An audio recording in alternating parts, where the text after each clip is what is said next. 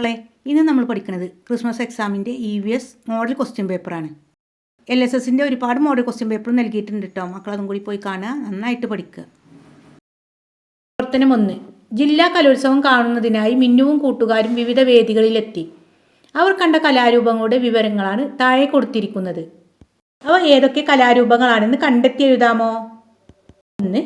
10-15 സ്ത്രീകൾ സംഘമായി അവതരിപ്പിക്കുന്നു. മണവാട്ടിയുടെ ചുറ്റിൽ നിന്ന് കൈകൊട്ടിയാണ് ഈ നൃത്തരൂപം അരങ്ങേറുന്നത്. ആൻസർ ഒപ്പന. 2. കഥാഗാനങ്ങൾ. വില്ല് എന്ന വാദ്യോപകരണം ഉപയോഗിച്ച് പാടി അവതരിപ്പിക്കുന്നു. ആൻസർ വില്ലടിച്ചാൻ പാട്ട്.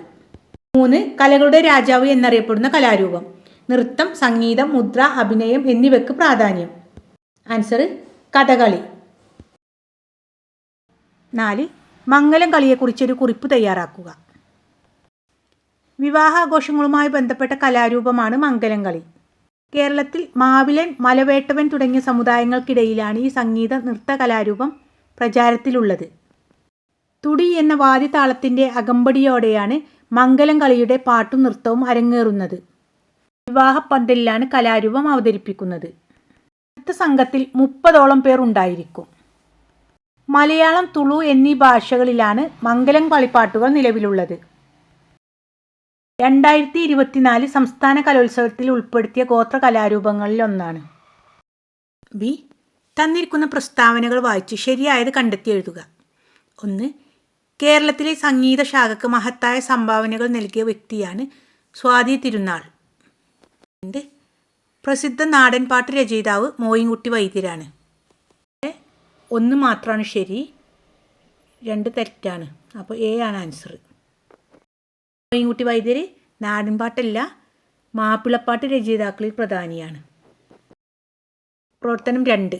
പറക്കുന്ന കൂട്ടുകാർ. നീനു തൻ്റെ പരിസരത്ത് കണ്ട പക്ഷികളെ നിരീക്ഷിച്ച് കണ്ടെത്തിയ കാര്യങ്ങൾ കുറിച്ചു വച്ചു. അനുയോജ്യമായവ വരച്ചു ചേർക്കൂ. പൂക്കളിൽ നിന്ന് തേൻ കുടിക്കാൻ അനുയോജ്യമായ കൊക്ക്. വായുവിൽ പറന്നു നിൽക്കാൻ കഴിയുന്നു. ആൻസർ ഏതാണ്?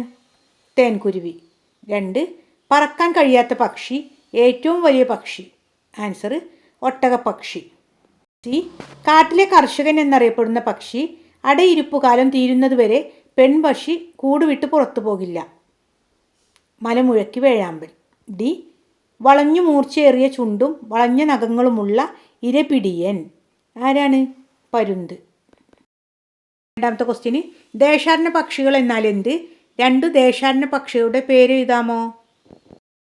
ഭക്ഷണം, പ്രജനനം, പ്രതികൂല കാലാവസ്ഥയിൽ നിന്ന് രക്ഷനേടൽ എന്നിവയ്ക്കായി ചിലയിനം പക്ഷികൾ കൂട്ടത്തോടെ ഒരു സ്ഥലത്ത് നിന്ന് ദൂരസ്ഥലത്തേക്കും അവിടെ നിന്ന് തിരിച്ചും സഞ്ചരിക്കും. ഇത്തരം പക്ഷികളാണ് ദേശാടന പക്ഷികൾ. ആർട്ടിക് ടേൺ, നാഗമോഹൻ, വാൽക്കുലുക്കി പക്ഷി. താഴെ തന്നിരിക്കുന്ന തെറ്റായ പ്രസ്താവന ഏത്? 1. ഇരപിടിയൻ പക്ഷികൾക്ക് കാലുകളിൽ വളഞ്ഞു കൂർത്ത നഖങ്ങൾ, വളഞ്ഞു മൂർച്ചയേറിയ ചുണ്ടുകൾ എന്നിവ ഉണ്ടാകും. അത് ശരിയാണല്ലേ. 2. എല്ലാ പക്ഷികൾക്കും ശരീരത്തിൽ തൂവലുകൾ, ചിറക്, കൊക്ക് എന്നിവ ഉണ്ട്. അതും ശരിയാണ്. 3. എല്ലാ പക്ഷികളുടെയും ശരീരഘടന ഒരുപോലെയാണ്. ഇതാണ് തെറ്റ്. എല്ലാ പക്ഷികളുടെയും ശരീരഘടന ഒരുപോലെയല്ല. മക്കളെ, തുടർന്നുള്ള ക്ലാസ്സുകൾ ലഭിക്കാൻ വേണ്ടിയിട്ട് ഇനിയും സബ്സ്ക്രൈബ് ചെയ്യാത്ത കുട്ടികളുണ്ടെങ്കിൽ ഒന്ന് സബ്സ്ക്രൈബ് ചെയ്യാൻ മറക്കരുതേ. എല്ലാവരും ലൈക്ക് ചെയ്യാനും മറക്കരുതേ. Thanks for watching.